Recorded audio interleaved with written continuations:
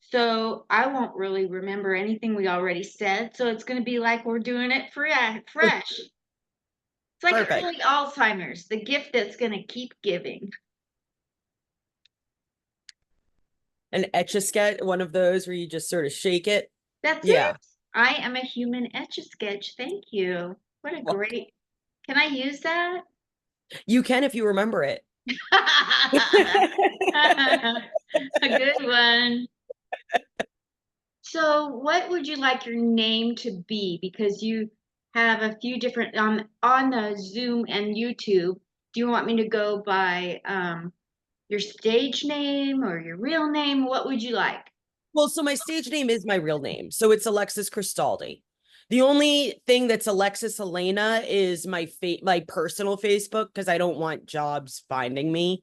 But it's Alexis Cristaldi. KR. CR. Okay, thank you for being patient. Yeah, of Cristal. course. Cristaldi. Yep. That's what I thought. Okay. All right. I'm going to put this on to Facebook Live. You can share this on Facebook Live, and then later today I'll get it up on YouTube, and you can take down this one and put up the. Perfect. It just hit. There we go. Join meeting. I can join my own meeting. How wonderful. Thank you, Internet. Hi, everybody. Sometimes you're not here watching these, and that's okay. It's okay. It's okay. But you do come and check them out later, like this. I just want to thank you for coming. This is an interview, we're re-recording because the internet was goofy the other day. So my guest today is coming back for the second time to kind of repeat everything she already said. But she's so sweet and so nice to do this. She's out on the East Coast just tearing things up, winning contests. And this is like her she's like in the beginnings of her comedy career. Out of the gate, tearing things up, getting rave reviews. You're going to love her. So let's get to know her without wasting any time because I know you guys only stick around for a few minutes. Let's go right now and get to know Alexis Cristaldi. Guys, Guys, hello. how did I do on your Really introduction? great. And No, really, really great. I forgot to say the so let me see. Be patient with me, you guys. You'll get old too. Now I can't find it there, so I got to look over here. I hate stuff like this, don't you? Okay, here we go. Well, Bear with me. we were saying earlier, there's just so many apps and trying to find the one conversation from the specific, it You. makes you go absolutely insane. I I get do. it. I do. I feel like I have to be a millennial and think of Yeah. 5 different ways that. Anyway, Alexis Cristaldi is the co-host of the podcast called Serving Blunt and host of Next on Deck shows. So now you know who she is, and that was her real intro. So let's get to know her. Without any further ado, again, Alexis Cristaldi. Hello, hello, hello. Oh, thank you so much. Thank you. So tell everybody where you live and what your days are like when it's not anything to do with comedy. Let's get that out of the way. So my date at the moment, your girl is depressed. So comedy is sort of like aggressively taking over my life. I live over in Boston, Massachusetts. I have been living in the area for 3 years. I moved for comedy. I started doing improv, and then I moved is when I moved originally to Boston. And over the last years when I started doing stand-up. But I'm from the New England, Massachusetts area, born and raised. And yeah, day in the life of comedy. I'm a server by day. So I need to take better care of myself. You know, my parents always say it, and I've been trying to tell myself too. But I wake up, I go to work, I come home, I shower, and I go to mics or shows. So that is too much my life at the moment. I do need to find a little bit of time. But yeah, no, I do enjoy exploring the city and stuff a little bit, though, as long as I don't have to walk too far. I'm not. It can be a trek. It can be a trek sometime. Listen, like I said, if I wanted to work out, I would have woken up 30 minutes earlier, right? But So yeah, no, you. you go ahead. Oh no, so yeah, life at the moment has been very big comedy based. I love putting on shows. I really, really have been enjoyed hosting shows. I do for Next on Deck Productions. I have backyard. It started originally on my rooftop deck, which is where the Next on Deck came from. But at the moment, I do backyard shows, which I dub Laugh Your Grass Off. And then I have a basement. So we do basement shows, which are the down and dirty comedy shows. So like I like to throw different shows. I'm a big fan of puns. So like puns are uh for better or for worse part of um but yeah, that's the big thing that I've been doing right now. I've been putting on shows. I've been doing a lot of shows. I've been repping like no tomorrow. I try to make at least 7 to 10 mics a week, and if I could do more, I probably would do more, but yeah, it's been really really great. I've been loving the last year. I will say that. But yeah, my life out there's no life outside of comedy at the moment. There's none, because whether it's stand up, putting on shows, I'm also working on other little side projects as well. Like I'm working on this project with my friend called Chipper Middle, which we're turning into it's going to be little sketches about a middle school soap opera, and it's a middle school soap opera, and we went thrifting for like all old-timey toys. We've built our sets up from scratch and stuff, and we're here. Wait, I'll give you a little preview. But I've been like, when I'm not working on comedy and stuff, that is the it's a bit sketch for Chipper Middle, or Wow. Chipper Middle a bit sketch is the other thing that I'm doing. But like, yeah, I spent so long not doing. Can you see that? Or is the glare? Yes. Oh, wow. So is it animated?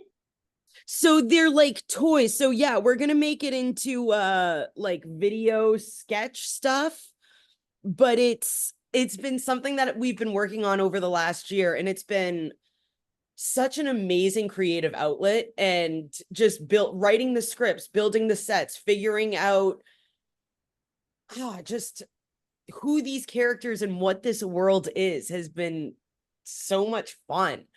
This last year, that's what I can say. This last year has been so much fun when it comes to comedy. Like depression aside, right? That I get it's it. yeah, yeah. Comedy is the one place where I don't know, laughing in general is my favorite place to be, whether Absolutely. it's myself or other people. So, yeah, being able to express myself, and not only express myself, but knock on wood, do well at it, has been crazy. So What's I'm your really secret grateful. to doing Yeah. well right out of the gate? What's the thing that you could tell people that could help them have the Yeah. same fast trajectory you've had? So, I mean, reps are super important, right? Reps, and like, I think I see a lot of comics that are like, oh yeah, I'm writing a 5 minute set every time I go on. I write new material to go up. And I think that there's something to be said about trusting the material that you came up with to begin with and giving it a chance. So I would say reps, and actually giving your material a little bit of a chance before you put it on the shelf. And also confidence. Confidence is so, like, the minute I went on stage, like my set obviously wasn't phenomenal. Like it wasn't the best thing that I ever came out with, but people were like, you have stage presence, you have confidence, that will bring you far. And Yes. like my energy, like, and when you're bombing, don't let it affect you. Like, you do that set just as if the crowd was cheering. Like those, so like keeping your energy up, doing your reps, and actually trusting your material to see if it does have legs would be my suggestion. And like that doesn't mean, sorry, I want to say it doesn't mean when you have material to say, oh, well, I'm just going to say it the same way each time. No, you listen back, because also record your stuff. Like I record my stuff and then I immediately listen to my recording, whether it was good or bad. And when I'm listening to a good recording, I'm still critiquing myself on, okay, well, where are the parts where I tripped up a little bit? How could this be said maybe a little bit different to get a better laugh? Could I have slowed down a little bit to give myself more time for people to enjoy the joke rather than jumping into the next thing? Yeah, those are some things. I think listening back to yourself is also really important, critiquing yourself. Yes, you seem like you're very good at breaking it down. Thank you. So you started in Boston. We talked about this the first time we tried to interview, but remind me, because I'm old and I'm special. But like for instance, your background in being on stage and how that might help the trajectory of your career to take off running, as opposed to somebody never being on any other kind of stage. So So yeah, yeah, I had a radio background. So I did radio back in college, which I think helped my voice behind a mic. Being conversational in general, though, has always been something. Like I said, I'm a server by day. And I think being able to wrangle a group of 10 guys that are trying to all order at once, and me being able to stand at the head of the table and say, all right, guys, my name's Alexis. I'm going to be taking care of you all today. It will be going at my pace, not yours. Has been able to help me like um sort of gain the attention of the room, right? yes. And like I think the confidence thing has just, because I really do think that's been something, like my confidence and my energy has been something to really help me do well within the scene. And the confidence thing is honestly something that I think I was born with, which I'm forever grateful for. But because I don't know it more than tits up, chin up. You know what I mean? Like, I don't know. You just have to believe in yourself. You just have to like be like, I know I'm funny, because I've always known that I was funny. Being funny has been intrinsic, whether, like I said, it's always been a part of my life. And like, whether it was to make myself happy during sad times, whether it was, all right, I'm going to combat these bullies with a good joke and like take them down a peg with my mouth, or or like it's just always been the thing that I've turned to. So like knowing that I'm funny, knowing that I'm quick-witted has all, I think, helps when I stand on stage, because there's no doubt in my mind that I will make you laugh.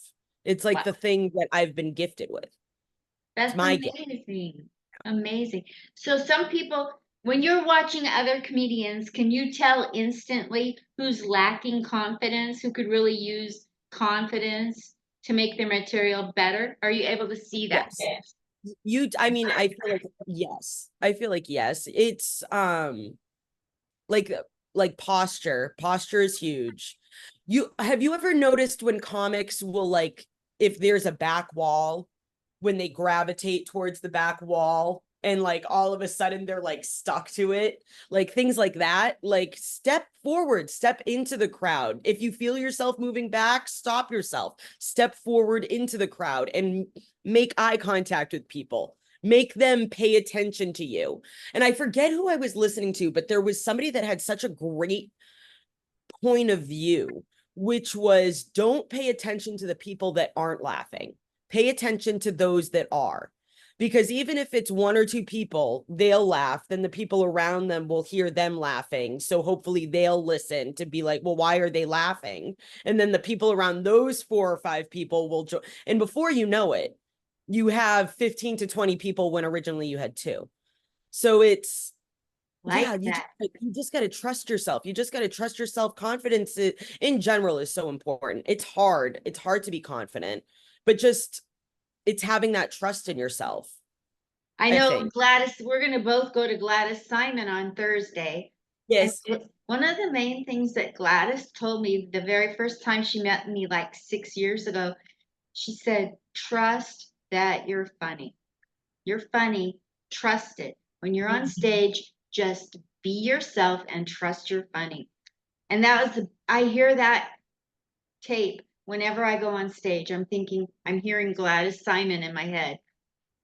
Yeah. And it's true. We're on stage for a reason. The people that make it on stage, for the most part anyway, are there for a reason. It's because you're funny. You know how to write a joke. You know about timing. You know about it. You should be confident in yourself. I think Yes. that like, and not only in your being confident in the fact that you're funny, but it's like people always remind me this. It must take guts to get on stage and reveal your inner truths to people. And it's true. Like, if anything, be confident in that and be like, wow, I'm awesome for doing this. That's encouraging. I think Yeah. my first 5 years, I was needing other people to tell me if I was funny. And Yeah. you came out of the gate knowing it. So like my trajectory would be slower because I was expecting other people to tell me I was funny. Yeah. I Yeah. mean, be like, I only, to be fair though, I only know that I'm funny because I make people laugh. I can't, like, if you know that you make people laugh, that's, I guess, what I mean. It's not necessarily just, well, I'm a funny person when maybe you're actually not, but it's like you have to listen to the audience's reaction, right? So, Tell us some funny things that have happened that have really taught you valuable lessons about clubs or comedians or yourself. Anything like, let's go with the Judy Carter, weird, hard, stupid, scary in your career so far. Anything.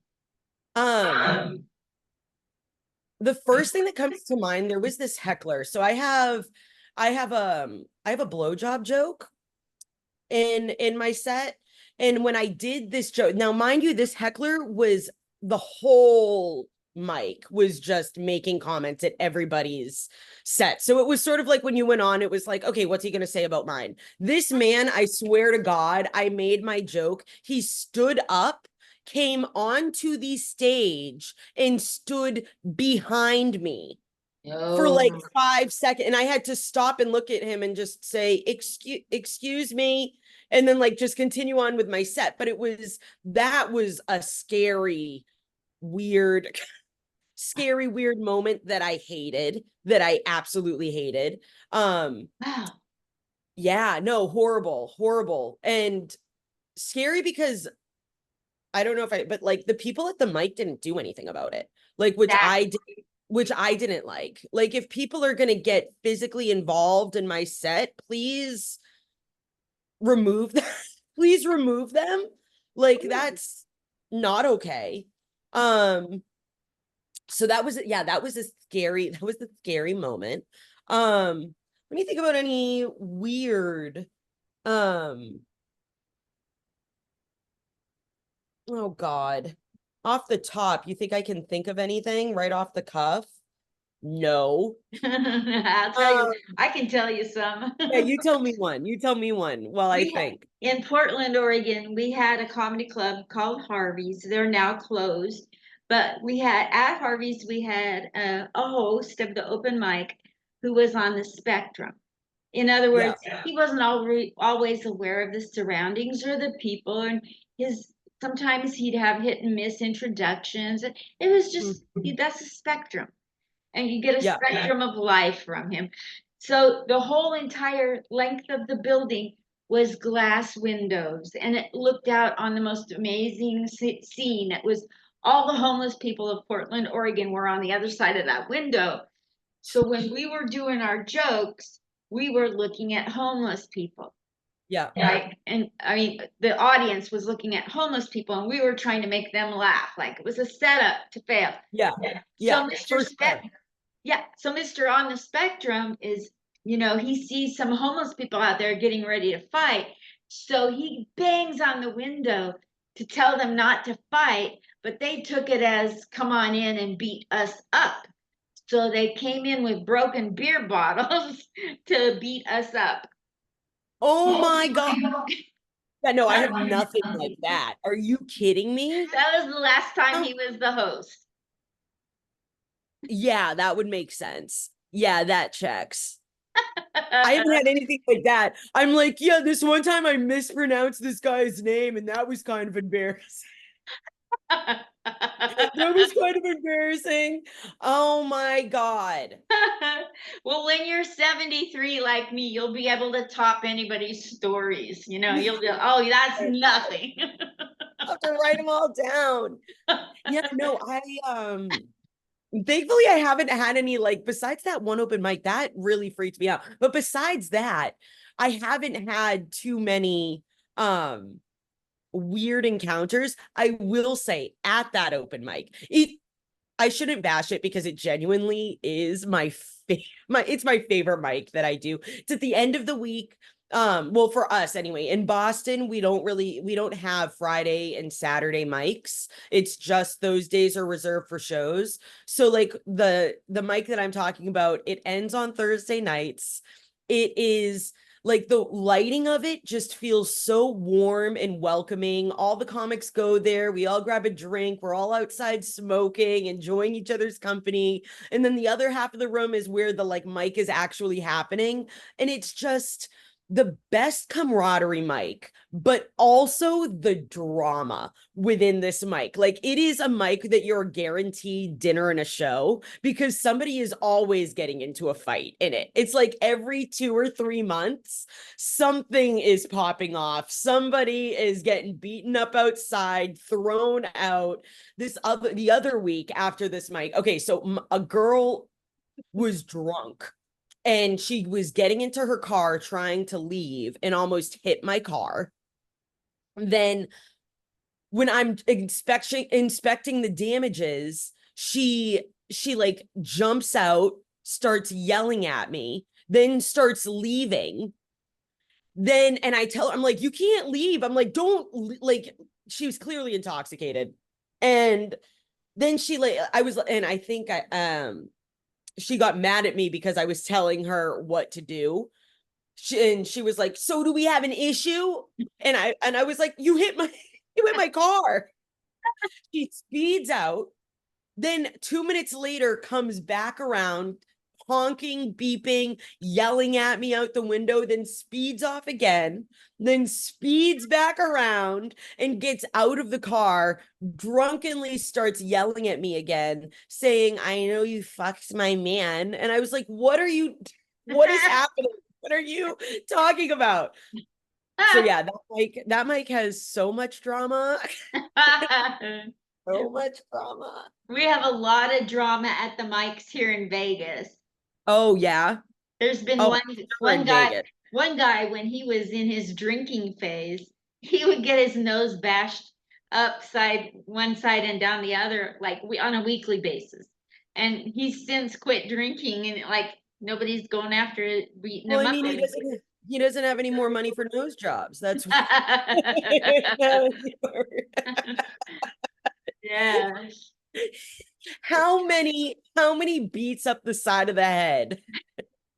Mr. Owl, how many beats up the side of the head does it take to get you to stop drinking? It's the owl. Yeah.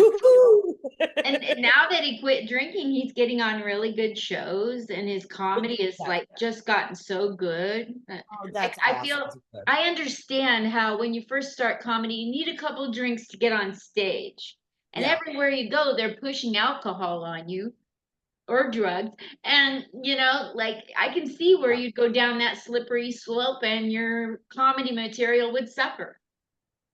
It's yeah, it's really the drugs in the scene is crazy a little bit. The drugs is crazy.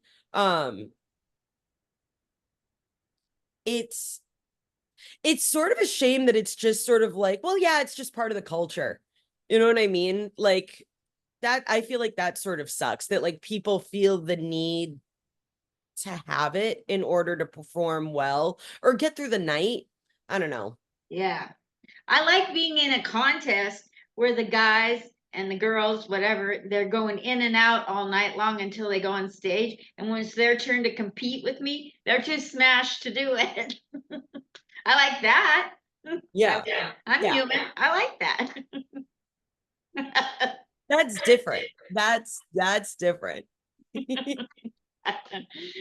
So Yeah. like, tell me about what you've noticed is the difference between Boston and New York comedy scene, comedy clubs. I haven't done New York yet. So my first time, yeah, yeah. So I can when I see you at Gladys's, I'll let you know. Because I think I'm gonna definitely try to do another mic or two before I go to Gladys's.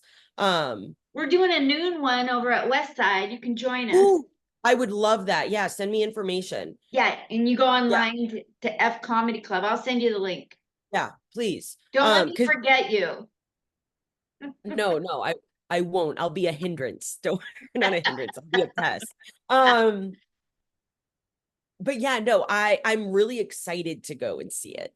New York is definitely like the 2 months ago, when I was getting really, really good feedback from pretty much any mic that I went to or any show, because it like over the last 5 months, 6 months, it feels like no matter which area within Boston I'm at, because there's so like South Boston, very different from Cambridge, which is very different from Jamaica Plain, which is very like there's which is very different from Eastie. There's all different um groups of people around the city. And it feels like no matter which mic or show that I do, I've been like up top. Like people will come to me afterwards. Why did I get into this? What was I saying? Oh shit. The, What di- did you the ask? difference between New York and Boston. So you're explaining Boston, how it's. Oh yeah, I was explaining Boston. So like once, thank you. Once I would like realize that I was getting good feedback from so many different places, I was like, well, damn, maybe I really should view this as something that I could do as a career. Like it seems like it's going at projection wise, like trajectory wise, it is going in the right trajectory wise, go in the right direction. So might as well do something with it. And I yeah, saw you won a contest at Grizzly Pear, right? Grizzly Pear, no. I won the contest. Oh, I won a contest at the Pint in Worcester at the beginning of the year for best new joke. And then I won at the cellar at Treadwell in Connecticut. Those are the two that I've won so far. Is the cellar in Treadwell, is that connected to the cellar in New York City?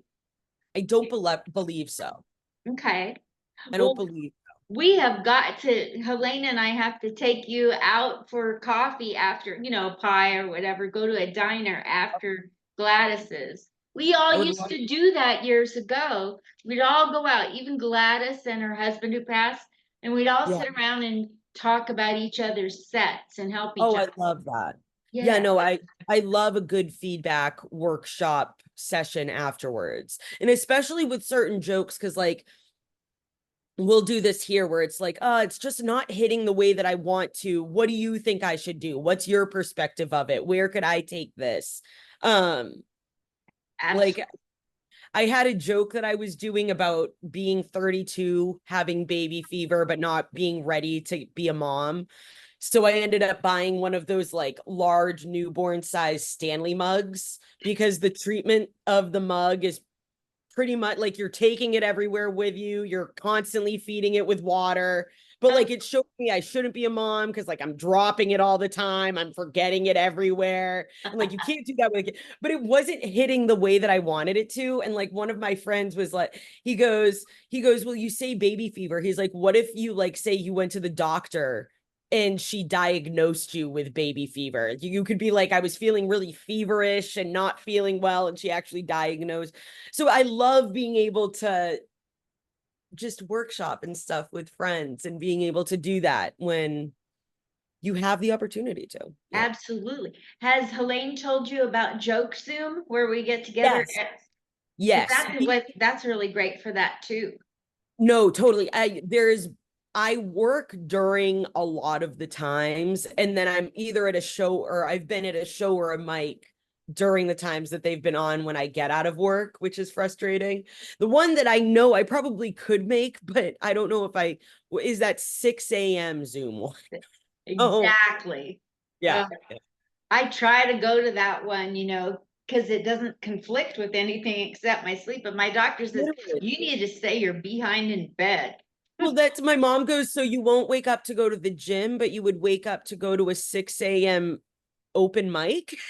You need to get your priorities sort of straightened. Why am I What's your favorite joke?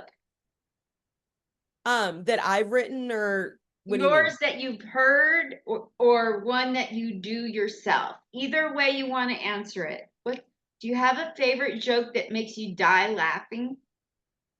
Like if you had a joke of yours that you do mostly just for you, and if they come along, great, or one that you never get sick of hearing Steinfeld say, or Maniscalco, or Richard Pryor.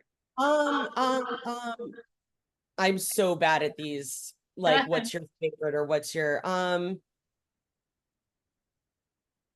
this is so it's not it's the only one that I can think of off the top of my head. Kurt Braunholer, I think that's how you pronounce his last name.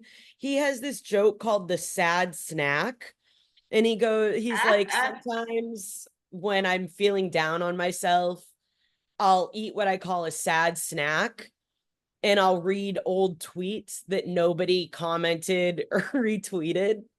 And he goes, so I did it now. I brought a sad snack. And he pulls out, he goes, this is an egg that I've had in my back pocket sitting in this hotel shower curtain. And then he takes the egg out of the shower curtain or the shower cap, and he starts eating it. And he goes, it's like, anybody want to hang out? He's like, nothing, no traction on that. And it's just like, it's so good. It's like, and then it's like, I left a salt lick out for the deer to for the deer. A salt lick is what I call my penis when I've been crying all night or something. It's like while he's chewing this egg, and you can hear him like he'll like put the microphone up to his mouth while he's chewing, so you can hear the text. Oh my God, it's so uncomfortable. It's so funny. So that's one Today, that I'm off today the top. I turned on Zoom or whatever, Instagram, and I came across a brand new reel that Ricky Gervais did. Yeah. Did you see what he put out today? Oh, what did he put out? He just said, there's a lot of things going. I'm going to try to do it. Like, Yeah. there's a lot of stuff going on in the world that's very disturbing, the wars and everything. And I mean, I could enlist and go help the cause, or I could just stay here and do an Instagram post. I can't do it without laughing. He does it with a straight face. Or I Of could course just he does. Of post. course he does. It's how Oh. entitled we are. Like we're sitting here in the lap of luxury, putting out posts and bitching and moaning with each other while there's people on the front lines dying so we can speak Mhm. English. It's true. Made me laugh. Kind of So what were crazy. you gonna say? Um, no, I was trying to think off the top. For Pride, I'll tell you my Proud Boys joke. Yes. I thought the Proud Boys was a gay organization. I until I found out that it's not. It's actually quite the opposite. In case you don't know, there are still a lot of dicks involved. It's mostly just personality trait than it is anything else, though. Than it is. So that's my pride joke. I love that. I love that. You want to hear my Marilyn Monroe joke? Yeah. I know I don't know if you guys can tell, but I'm getting older, and I get these weird compliments. Do you ladies get weird compliments? I mean, I'm addicted to coffee, okay? And I go in, anyone? Yeah, I go in to get coffee because I'm addicted. And my barista on a rainy, windy day, he tells me I look just like Marilyn. I'm like, what? Marilyn? Goes Manson. Marilyn, your makeup is, and I go No, on man. and on about it. But I love that I really like the Marilyn Manson punchline. It hits every time. Even Yeah, woke people will laugh at that. it's phenomenal. No, it do you ever it's cool being able to listen to the audience crack up and be like, oh shit, I wrote that. Isn't it? That's It's like always having a baby. And then yeah. like, you fed it and it's birthed and people like the baby. What? Oh my God. And when it hits, I had my first really long laugh break over at that competition, and it was just heaven. It was just heaven. And seeing myself interact with the crowd as they were cracking up, you could just see the excitement and happiness on my face, and it's such a great feeling. It really is. It is. That's so great. Sometimes when a joke really hits, I don't want to go on and talk while they're laughing. So I'll Yeah, just go, and I'll just go, I know. I know, just like funny things just to keep them laughing. Yeah. No, I think what I was like, it's okay. I was like, catch up. We're almost like it was like I'll give you a second. I like Oh, that. so good. I love comedy. I love it. So you can do clean material, you can go dirty, and you love puns. Yes. So have you heard of Yes. the Punderdome? Yes.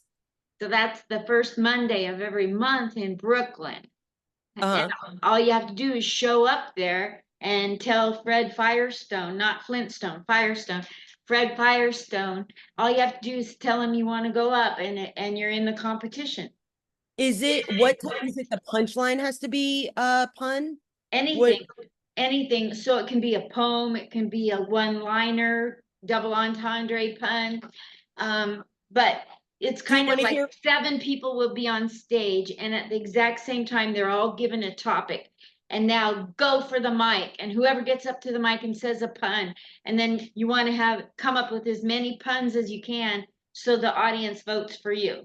So I just came up with so one of the comics was doing a joke that was written by AI, and the AI joke was why did the breadstick want to leave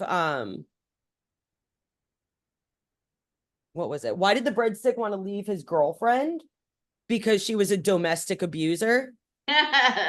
And I tagged it for my friend, and I go, you should like combat it and be like, now one written by a human, but why did he stay? Why did the breadsticks end up staying though with his girlfriend? She was a dominatrix and he was a bit of a sub. Oh my gosh. That's Fun, fun, great. fun, fun, fun. Absolutely. Yeah, I love you gotta go to that. it's the first or last Monday. What I'll First ask you. Mon- First Monday of every month. Yeah, that sounds like fun. Oh, it's so fun. The place, there's like 400 people that go into this great big warehouse place, and they're dying laughing at puns. They're not rolling their eyes and making they are there to hear puns. Yeah, It's I love incredible. that. I Oh, love that. absolutely. Well, what would you like to say as we get near the end of this? Your Yeah. life has gone from let's remind myself and others. You started out this way and now you're this way. You were quiet and now you're on stage, or you've always been confident. So Yeah. take us through your life, if you will, and then we'll wrap up. So when I was younger, I definitely was not. I went to a school that was a private school. So it was like the same kids from first grade to eighth grade. And by the end of the eighth grade, like I don't know, it was just one of those things. I wasn't friends with a lot of my classmates. I was using jokes in order to sort of protect myself. As I got older, again, always knew that I was funny, just didn't know what I wanted to do with it. I did a lot of sports and stuff. I figured sports was going to be how I like got into colleges and everything because I did tennis, I swam. Um, and then I ended up tearing my ACL and decided to get into design instead and art. And that sort of has now that sort of took over my life, getting back into theater and all these different things. Um, and trying to figure out once I went to college, like what I wanted to do with comedy, because I knew comedy was what I wanted to do. And it was sort of a matter of, all right, you know what you want to do, but where there's so many different avenues that you can take comedy, right? So where do you want to go with it? Right. Um, and yeah, it wasn't, I tried improv of like right at the pandemic. I tried to do improv. Improv is fun, but it didn't feel like it was clicking. Um, and then I think I brought this story up at the last interview too, but like my friend a year ago, a year or like almost a year and a half now, one of my best friends, she bought tickets um to go see a comic, and she had asked him if he wanted to have sex, and he responded yes. And she was like, Alexis, what do I do with this? She's like, what do I was like, what do you mean, what do you do? I'm like, I'm networking. What do you like? That's what's gonna happen. And when we were at the bar, he was hanging out with us. She looked at him and she was like, well, my friend really wants to get into comedy. And just like when people say that to us, and like, well, I'm really funny, I bet I could do that, he sort of brushed it off at first. But then we were hanging out with him for like an hour and a half, 2 hours, and he pulled me aside and he was like, you should be doing this, and like gave me a bunch of advice. And he was like, you just need to start writing. And I was like, but how do you write a joke? Like that's because being funny off the cuff doesn't equate to being stand-up funny. Like joke writing is very different than just talking. And the like beauty of stand-up is making people think that your writing is just you talking, right? Like that's what you're naturally trying to do, is make people, yeah. But yeah, so after that, I got up on stage, and now it's just been, this is my life, and I love it so much. I love it so much. I That's wouldn't incredible. Incredible. I heard so much good about you from Helene Witt, how well you're doing right out of the gate, and how she has to take you to meet Gladys Simon. That's so cool. it's been, yeah, it's been, like I said, the opportunities that I've been getting. I counted the shows that I booked so far this year, and I booked 60 shows so far this year. And like being able to say that, and like I don't know, like I'm just proud of myself because I don't know about you. I tend to sometimes be the person that doesn't do what I have to do for myself in order to succeed. So being able to like in stand up isn't one of those where it's like somebody's taking you by the hand, or like you have to show up. Like it's all on your back in order to succeed. So like seeing that I've got my back in this regard, and I'm doing what has to be done, and people are giving me opportunities in order to shine, is amazing. Isn't I'm it so fabulous? grateful. Yay. I'm so The community is so wonderful. Like so far, I mean, obviously things are up to change, but the people that I've encountered, at least in Boston, have been wonderful. And now from New York. And are you originally from New York? Because you said you're in Vegas. My parents came to New York after Hitler, and they lived in Okay. Jewish Harlem. And then Okay. then we moved to Portland after a year of them being there. So God. no, I'm really from Portland, Oregon, but my heart has always been in New York. So I'm moving back there in February. Oh, nice. That's exciting. Yeah, I don't That's know really, how, but I'll find a broom they're closet. figuring it out. No, but that's like, I feel like that's the attitude that you have to have, is the definitive, no, this is what I'm doing.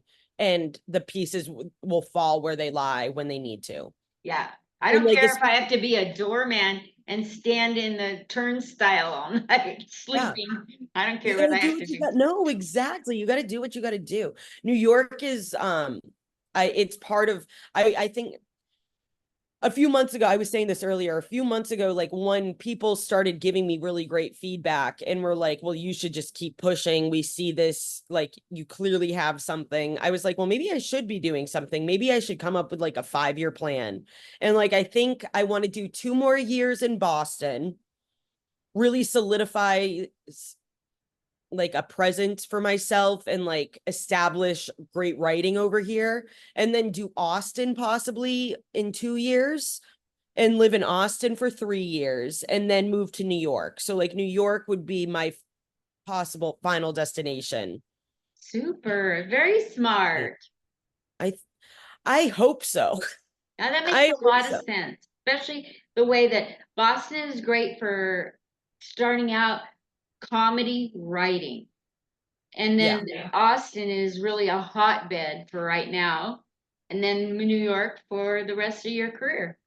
And that's what I'm thinking, because I'm like, I don't, what I'm nervous about New York is obviously how big it is.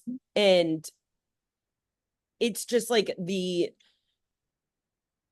I like Mecca, right? It's like the Mecca for stand up in a way, at least stereotypical wise. I don't know if, because I keep hearing with Austin that it's currently oversaturated, which is making me question whether or not I want to make the move there and just be another head and be fighting in a line of 30 or 40 people at a mic to get on stage. So I don't know. It's all I know is that I'm figuring it out because this is what I want to do. This is what I want to do. I've never been happier from something that I've done for myself. You know what I like? People make you happy, experiences make you happy, but this myself, I'm making myself happy. And I wouldn't change it for anything. It's addicting, That's so honestly. cool. Yeah. I have a shrink and I have depression that I've been dealing with most of my life. I mean, but when I'm on stage, I don't have any physical pain. I don't have any mental pain. I'm just in the moment. And I asked my shrink, I said, do you ever worry that like I might be developing a multiple personality? Like it's escapism? She says, nope, don't worry about it all. It's just where you get the most joy. It really is. Like I I had a we do this show called Kill Tiny over in Boston, play on Kill Tony. And it's a normal show of 5 comics at the top. And then after the show, there's a panel of 3 judges, which includes a comic that we call Tiny. It's Tiny's show. And it's Tiny with 2 other people. And we do minute jokes and then the panel reviews. And I had a set in the normal show. I had a 10-minute set. And then an hour and a half later, I did like my minute joke. And when I tell you, it felt like I had shot up drugs twice. Like that's the only way that I was just beaming and like shaking from joy of being on that stage and crushing within such a short amount of time. And like, where else can what, running? I'm too lazy. I'm too fat to see if I can get that type of high. I prefer to go on stage and make you laugh. You know what I mean? It is such a great feeling. It really is. It is. Tell people, if you will, Alexis, would you Yeah, please tell people where to find you, where to follow you, what you have of coming course. up? Of course. So you can follow me at that funny bish, BISHHH, 3 H's for 3 holes. You can find me on TikTok and on Instagram at that funny bish. I also have a podcast called Serving Blunt, which I'm the co-host of, and you can find Serving Blunt on both Instagram and TikTok. And then show wise, let's see. Uno momento. I've got um well the Gladys Mike. Gladys's Mike. I've got on the 13th. At I'm Comic doing, Strip Live. yes, at the Fan Expo in Boston. I'm doing a show.